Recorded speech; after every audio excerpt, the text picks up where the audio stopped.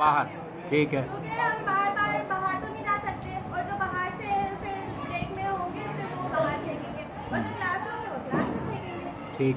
तो फिर अब ये डस्टबिन कहाँ से आएंगे, ये है कि हम एक क्लास से 10 रुपीज़ कलेक्ट करके वो डस्टबिन ला सकते हैं। 10 रुपीज़ कुछ ज़्यादा तो नहीं है, अगर ज़्यादा भी हो जाए तो 5 रुपये भी ले सकते हैं, क्योंकि हमारी क्लास में बहुत ज़्यादा बच्चे हैं, तो 5 रुपये से भी ये बहुत। चलिए, ये एक मसला हो गया। दूसरा मसला, कोई और मसला है? एक ग्राउंड में भी बहुत गंदगी होती है। सही। अब ग्राउंड में हम गंदगी इस तरीके से हल कर सकते हैं कि जो क्लास फ्री हो, जो क्लास जैसे टीचर्स नहीं आती वो फ्री होती है क्लास, तो उस क्लास को ले जाके हम वॉश काउंसिल की कोई भी लड़की होगी वहाँ पर, तो वो ले जाके ग्राउंड में सफाई करें। सही। तीसरा, फिर उसके बाद मैंने पौधे का एक मसला है, जो हम वॉश काउंसिल के मेंबर्स वगैरह ने जो पहले भी पौधे लगाए थे और वो मुरझा गए बाहर, तो अब इन पौधों, एक मसला ये है कि पौधे मुरझा इसकी वजह क्या, मुरझा क्यों गए? मुरझा इसलिए गए क्योंकि हम पानी नहीं दे रहे थे। अब पानी का मसला ऐसे हल हो सकता है कि हर क्लास में एक वॉश काउंसिल की लड़की होगी, तो वो ये करेगी, वो एक क्लास को, जैसे सबसे पहले 6 क्लास आती है, तो पहले 6 क्लास को ले जाकर वो पानी डलवाएगी उस हर जगह। जैसे कोई सा भी पीरियड खाली हो, या तो ब्रेक में भी कर सकते हैं, 5 मिनट दे सकते हैं हम पूरे पौधों को, तो फिर इससे हम ठीक जी, वेल डन। और कोई दूसरी कौन थी उम्मीदवार चेयरमैनशिप की, नाम बताएं मैडम। उंजिला है, समाविया है, उंजिला कौन सी क्लास की है? 7A की उंजिला मौजूद है यहाँ? जी, आइए उंजिला, अब आपके जहन में क्या है बताइए, शर्माइए नहीं, मिस नोट कीजिएगा प्लस और माइनस के लिहाज से, ताकि आगे किसको ले जाना है। ठीक है, आपका जो क्राइटेरिया थोड़ा जी। सबसे पहले तो स्कूल में गंदगी है, उसको सुथराई करने की परेशान ना हो, शाबाश, सोचने दें। सोच लीजिए। जब तक ये सोच रही है, दूसरे को बुलाएं, कौन है? के बाद है समाविया। आशमा 9th है। आइए, शाबाश। आप बताएं भाई, आपका क्या प्लान है? देखिए, आपने तैयारी नहीं की, इसका मकसद है आप मतलब किसी चीज़ को फिर सीरियस नहीं ले रही ना। आपको एक प्रोजेक्ट दिया, आप उसकी तैयारी करें, तो जहन लगाएं। जब आप सोचेंगे तो जहन खुलेगा, फिर आपको पढ़ने में भी आसानी होगी। जहन में रखिएगा, जब आपका माइंड काम करने लग जाएगा ना, ये किडनी आपकी काम करेगी, तो किडनी होती है यहाँ पे, क्या होता है, हाँ, वो जब काम करेगा तो फिर जी बेटा। वालेकुम अस्सलाम। और मैंने जो सबसे पहले जो चीज़ नोट की है वो ये है कि हमारे स्टूडेंट्स में मैनर्स नहीं, गुड। पता नहीं है कि टीचर्स के सामने किस तरह बैठते हैं, क्लासरूम में किस तरह बैठते हैं। और अक्सर लड़कियां जो पैर ऊपर करके क्लास में बैठी हुई होती हैं, टीचर से बदतमीजी करती हैं, क्लास में डंडे निकाल के बैठी होती है, तो ये चीज़ अच्छी नहीं होती। अगर हमारे अंदर मैनर्स होंगे ना, और अगर हम अच्छा नहीं भी पढ़ते होंगे, तो फिर भी किसी टीचर को हमारी कोई आदत बुरी नहीं लगेगी। और अगर हमारे अंदर मैनर्स नहीं होंगे, भले से हम अच्छा पढ़ते, तो हर टीचर को हम बुरे लगेंगे, तो हम अच्छे नहीं लगेंगे। और सबसे मेन चीज़ जो है वो ये है कि कोई क्लास होनी चाहिए। जैसे बहुत सारी टीचर्स हैं, तो कोई क्लास दें, हफ्ते में 1 या 2 दिन किसी भी एक क्लास में जाकर एटीट्यूड क्लास हमारी होनी चाहिए, हमें मैनर्स सिखाने चाहिए, और हमें स्टडी स्किल्स बतानी चाहिए कि कौन सा टाइम बेहतर है हमारे पढ़ने के। इसमें देखें, ये तो आपने एक विकेट टीचर, आप क्या कर सकती हैं इसमें? ये मैनर दुरुस्त करने के लिए आप क्या कर सकती हैं as a chairman scout council, sorry student council, आप क्या किरदार इसमें अदा कर सकते हैं? मैं ये किरदार अदा कर सकती हूँ कि मैं अपने टीचर से रिक्वेस्ट करूँगी कि वो हफ्ते में 1 या 2 दिन किसी भी क्लास को मैनर्स की कोई उनकी क्लास दें, उनको बताएंगे क्लास में बैठने के मैनर्स क्या होते हैं, किस तरह बैठा जाता है, और मतलब इस तरह की कोई क्लास की अरेंजमेंट की जाए जिसमें उन लोगों को मैनर्स सिखाए जाए, ताकि हमारे स्टूडेंट्स में मैनर्स आए। एक और सवाल, आप देखिए, हम जितनी भी किताबें पढ़ते हैं उनमें मैनर्स के हवाले से और अखलाकियात के हवाले से ज़िक्र मौजूद है, लेकिन फिर भी हमें मैनर्स नहीं आ रहे हैं। तो इसका मतलब है कि पढ़ाने से नहीं आएंगे, तरबियत से आएंगे। अब तरबियत तो जब ही होगी ना कि जब हम उस किस्म के, ये जो स्टूडेंट काउंसिल बनाने का मकसद भी यही है कि आप कुछ काम सीखें किताबों से हट के, कि यहाँ कैसे बैठते हैं। जैसे आपको एक प्रोजेक्ट दिया, भाई आप आगे आपका क्या प्रोग्राम है, तो आपने बहुत अच्छी बातें की हैं, इसमें कोई शक नहीं। तो इसमें आप अपना किरदार सोचें कि हम क्या कर सकते हैं। टीचर को छोड़ दें आप, टीचर तो अपना काम कर रहे हैं, पढ़ा रहे हैं, सही पढ़ा रहे हैं, गलत पढ़ा रहे हैं, ये एक अलग मैटर है। हमारा मैटर ये है कि जो स्टूडेंट काउंसिल है वो क्या कर सकती है बजाते खुद। एज ए चेयरमैन आप बच्चों को क्या करेंगे?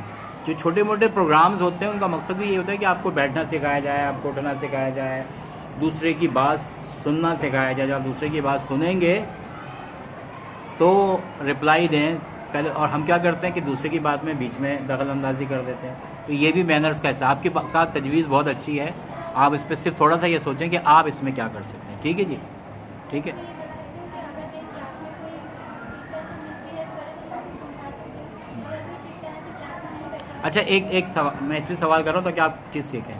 एक बच्चे ने क्लास में टॉफ़ी का रेपर फेंक दिया, हमारा उसके ऊपर रिएक्शन क्या होना चाहिए? हमें बताना चाहिए कि क्लास किस तरह से कैसे बताएंगे?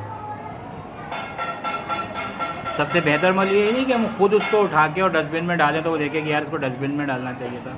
ठीक है, अगर उसको बोले अरे ये क्या बदतमीज़ी कर रहे हो, तो मैं नीचे फेंक दिया, तो मैं तमीज़ नहीं है, नीचे नहीं फेंकते हैं डस्टबिन में डालते हैं, तो उसको शर्मिंदा करने से इसका सही तरीका ये है कि हम खुद उठें और वो रेपर उठाएं और कहाँ डाल दें।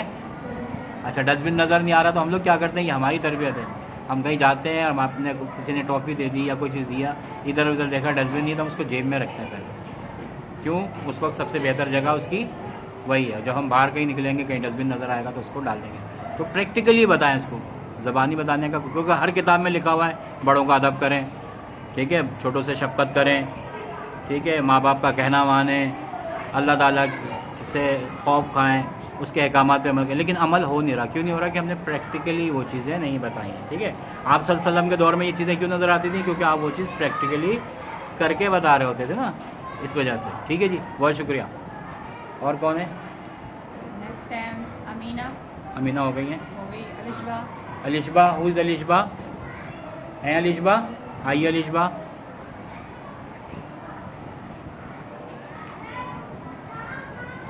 हमारा पहला टॉपिक है कि गंदगी का। स्कूल में ग्राउंड में इतनी ज़्यादा गंदगी है कि कोई भी कोई चीज़ खाता है वो वहीं फेंक देता है। अगर हम ग्राउंड में डस्टबिन रखवाएं तो वो चीज़ वो डस्टबिन में डालें, क्योंकि सारे बच्चे कितने कि वहाँ ग्राउंड से आए, यहाँ पर वो क्लास की तरफ जाए, इतनी मेहनत लगती है वो वहीं पर फेंक देते हैं। तो अगर हम थोड़ी सी कलेक्शन करके 2 मंथ में या 1 मंथ में कलेक्शन करके अगर हम डस्टबिन रखवाएं तो लोग वहीं पर कचरा डालें, उन्हें इतनी मेहनत भी नहीं रहेगी और ज़्यादा वो भी नहीं होगा। तो इसलिए डस्टबिन अगर हम रखवा देंगे तो सब बच्चे उसमें कचरा डालेंगे। और पौधे एकदम मुरझा चुके हैं क्योंकि उनकी देखभाल ही नहीं की गई, उनमें सही से पानी नहीं डाला गया। अगर हम उनकी देखभाल करें, अब हम बच्चों को कहें कि वो अपने घर से सीड्स लेकर आएँ, कोई भी सीड्स या कोई भी पौधे की जड़ लेकर आएँ, वो लगाएं। और हर क्लासेस की बारी लगा दी जाए कि वो इस दिन पानी डालेगा, और जो पानी नहीं डालेगा उनकी कोई पनिशमेंट रखवा दी जाए कि वो ब्रेक के बाद वो लास्ट टाइम भी हमने करवाया था लेकिन बच्चों ने नहीं किया, फॉलो किया। कॉरिडोर साफ करें। क्योंकि अच्छा, अगर हम ये बोलेंगे कि ठीक है, ये बात हो गई। लेकिन देखें, जब तक किसी चीज़ को आप खाना खाती हैं, दाल पकती है तो मुँह बनाती है ना, अम्मी क्या करती हैं उसके साथ पापड़ बना के रख देती हैं, अचार रख देती हैं, चटनी रख देती हैं, तो वही चीज़ थोड़ी सी खूबसूरत हो जाती है ना। तो इसी तरह से हम कोई काम कराने के लिए हमें थोड़ा सा इनिशिएटिव भी लेंगे और थोड़ा सा उसको मोटिवेशन भी देंगे। जैसे हमने पिछली दफ़ा बात की थी कि हम एक प्रोजेक्ट करें बोलती दीवारें। ठीक है, बोलती दीवारों का मकसद क्या है? जैसे अब यहाँ लाइब्रेरी में आप बैठी हैं, हर रैक में किताबें मौजूद हैं। ठीक है, जब किताबें मौजूद होंगी तो फिर पढ़ने का भी दिल चाहेगा। तो इसी तरह से अगर हम अपने कॉरिडोर को कलरफुल बना दें, कलरफुल बनाने से पहले यानी कि पहले उसको वाइट वॉश करें। फिर जैसे पहले आप लोगों ने किसी ने जो है वो कोई प्रोजेक्ट वहाँ बनाया था, प्रैक्टिकल की कोई चीज़ बनाई हुई थी, तो अपनी कोर्स के मुताबिक वहाँ पे हम कोटेशंस लिखते चले जाएँ, दीवारों पे लिख दें या प्रिंट आउट कर दें या शीट का ये होता है कि वो गिर जाती है, दीवार पे डायरेक्ट बना हुआ होगा। जिसकी अच्छी ड्राइंग है उसको शामिल करके उसके अपना आइडिया उसको दें, मिल के बनाएं, तो हमारी दीवारें बोलने लग जाएंगी। जब भी बच्चा वहाँ से गुजरेगा, उसको देखेगा, पढ़ेगा, तो वो बातें सीखता जाएगा और स्कूल भी हमारा थोड़ा सा साफ़ सुथरा हो जाएगा। तो इस प्रोजेक्ट के ऊपर काम करें। लेकिन पहला प्रोजेक्ट क्या है जो 21 सितंबर को आपने देना है, प्लास्टिक रिसाइकलिंग और प्लास्टिक टाइट टर्नर के मुताबिक ये प्रोग्राम होता है कि जो चीज़ें बेकार हैं, जैसे कागज़ का मसला आ रहा है ना हमारे यहाँ पे, आपको पता ही नहीं कागज़ से दोबारा कागज़ बन जाता है। तो अगर इन कागज़ों को हम किसी ड्रम में जमा करते रहें, पानी डाल के इनको भिगो के फिर इनका वो बना के मलीदा बना के दोबारा कागज़ बनता है। अगर आप लोग थोड़ा सा ही मेरी मदद करेंगे तो मैं आपको कागज़ बनाना भी सिखा दूँगा। यहीं बन सकता है, कोई मशीन की ज़रूरत नहीं होती है, उसमें किसी मशीन की ज़रूरत नहीं होती है। सही है, सिर्फ और सिर्फ थोड़ी सी टेक्निक होती है, वो आप बनाने लग जाएंगे तो ये कागज़ जो है वो आपकी जो आर्ट शीट है ना वो आसानी से इससे बन जाती है। आप इससे एनवलप बना सकती हैं, कवर कर सकती हैं। तो ये जो बेकार चीज़ें हैं जो कचरा कर रही हैं वो हम किस में तब्दील कर सकते हैं?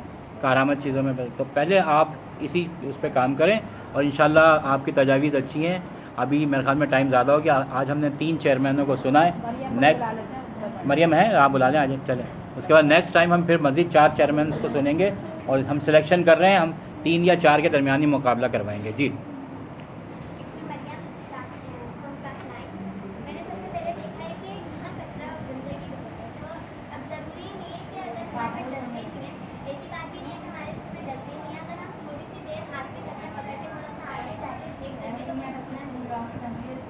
तो हम लोग